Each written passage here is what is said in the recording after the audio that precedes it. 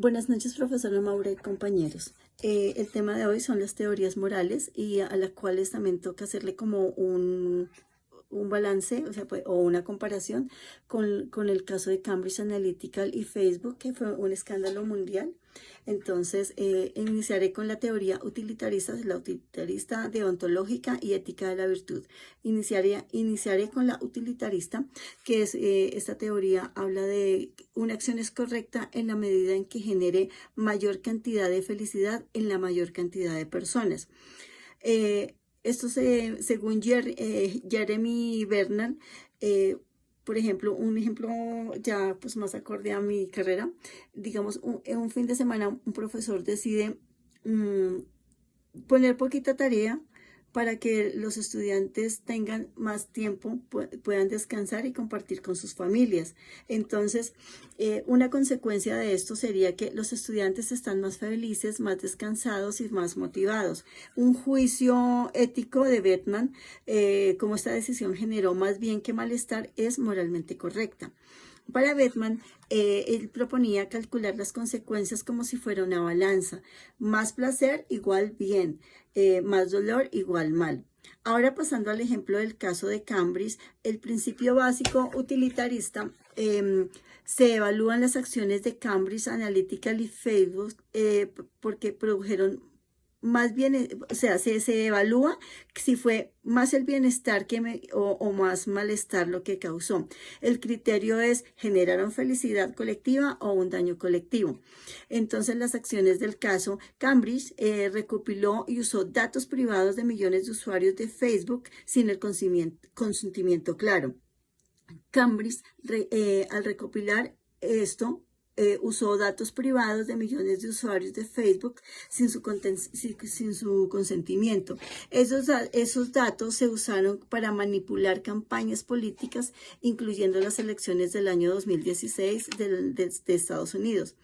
Facebook permitió el acceso por falta de controles adecuados. Una evaluación utilitarista sería consecuencias negativas: la pérdida de confianza en privacidad digital, la manipulación de voluntad democrática que afectó la libertad de elecciones políticas, el daño psicológico un daño psicológico al usar en los usuarios, al usar que los usuarios se sintieron vigilados y usados. Entonces fue también una consecuencia negativa. El impacto en millones de personas, no en unos pocos. Entonces, consecuencias positivas también hubo, pero entonces no, esas consecuencias positivas fueron más para unos poquitos que para la mayor cantidad de personas. Las ganancias económicas para Cambridge Analytica y los clientes políticos, eso fue una consecuencia positiva, pero para ellos solamente. Y los beneficios que recibió Facebook en publicidad segmentada, o sea, solamente fueron para las consecuencias positivas fueron para ellos, mientras que para la gran cantidad de personas fue negativo. El juicio moral, según Beckman, estas prácticas fueron moralmente incorrectas porque no promovieron la mayor felicidad para el mayor número de personas, sino que lo contrario, favorecieron a unos pocos a costa del bienestar de la mayoría.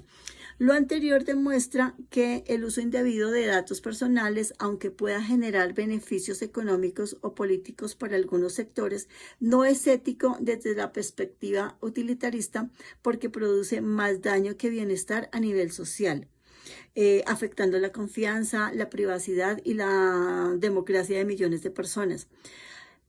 Ahora, si hablamos de la teoría deontológica o teoría del deber, Kant propone una idea fundamental que es la parte racional, la parte autónoma y la libertad. Una persona, para él, los niños y las personas con discapacidad, incluso los animales, no son objetos morales porque pues no tienen racionalidad, autonomía ni libertad. El énfasis para Kant está en el deber, las acciones moralmente correctas o no a partir de nuestra intención a la hora de actuar. Lo fundamental es el deber. Las acciones se evalúan a partir de la intensidad que tiene el sujeto con el deber y hace una clasificación de 3 partes.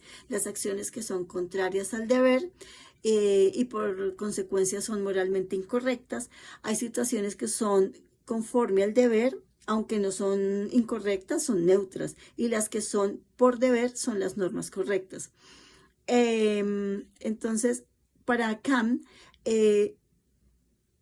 él tenía la política de no hagas a los otros lo que no quieren que te hagan a ti, y también se llama ética para los ángeles porque pues es difícil de que se ponga en práctica, y pues para Kant los valores fundamentales era el no matar, la dignidad no se vulnera y no se debe mentir por ninguna situación.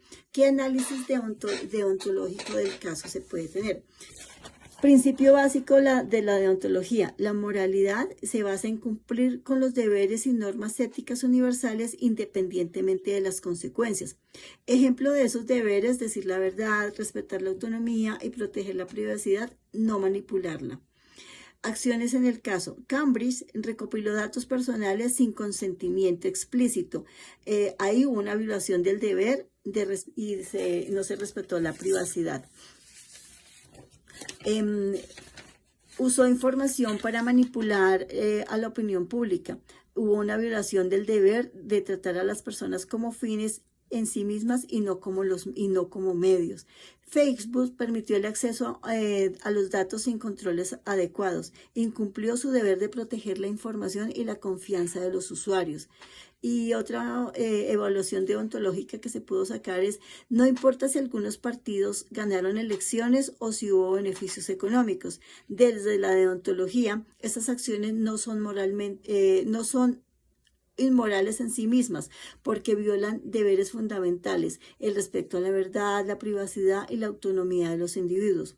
Y como conclusión en la teoría deontológica, en el caso de Cambridge, es éticamente incorrecto desde la teoría deontológica porque se incumplieron deberes universales de respeto a la privacidad, la honestidad y la autonomía de las personas.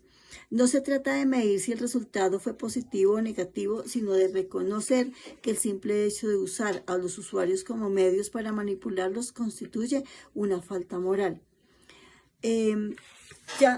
Yo le puse como otro ejemplo, ya acordé en mi caso como bibliotecaria, por ejemplo, una situación.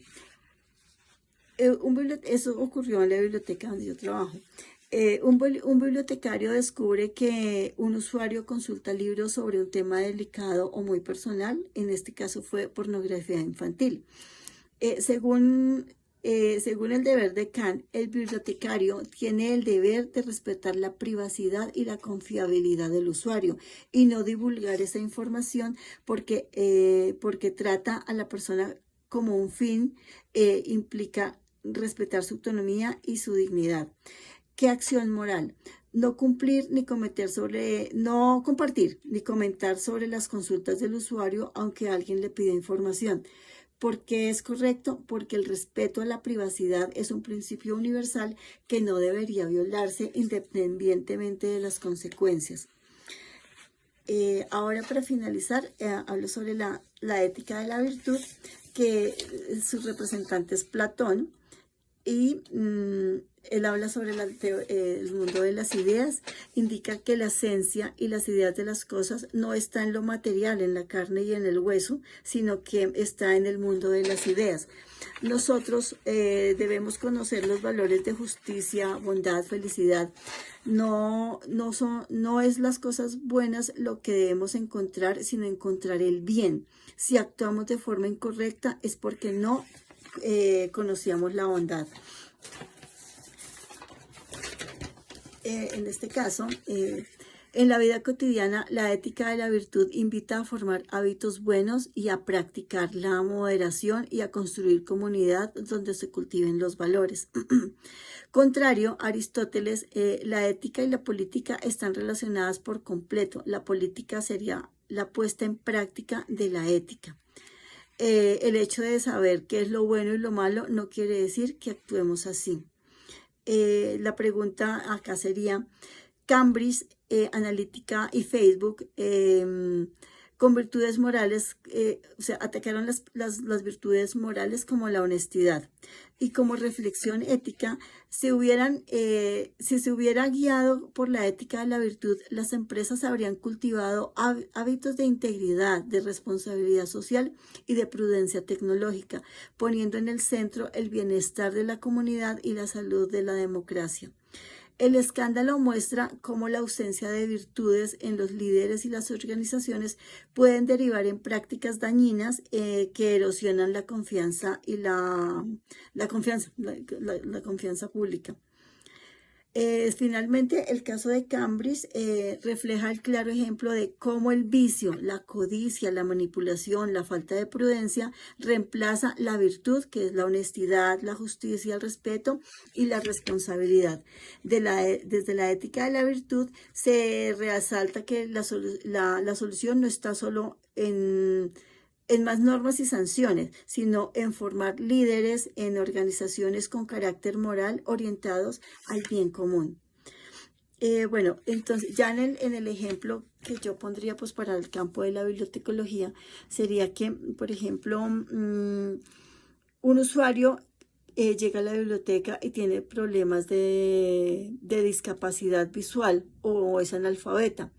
Entonces llega a la biblioteca a buscar información. Desde la ética de la virtud, el bibliotecario actúa con empatía, paciencia y compromiso moral, ayudándolo más allá de lo que exige la norma mínima. Por ejemplo, le ofrece audiolibros, le lee en voz alta, le guía paso a paso. En la biblioteca donde yo estoy, pues tenemos una sala de autoacceso para personas con discapacidad visual.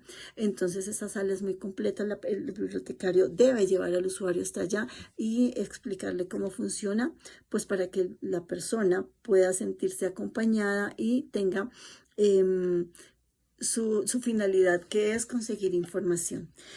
No siendo más, agradezco mucho este trabajo pues, porque me gustó mucho, lo hace a uno pensar en la ética y en la forma como uno eventualmente o uno debería utilizar la ética dentro de todo, dentro de su campo de acción. Feliz noche, mi nombre es Clara Inés Bejarano.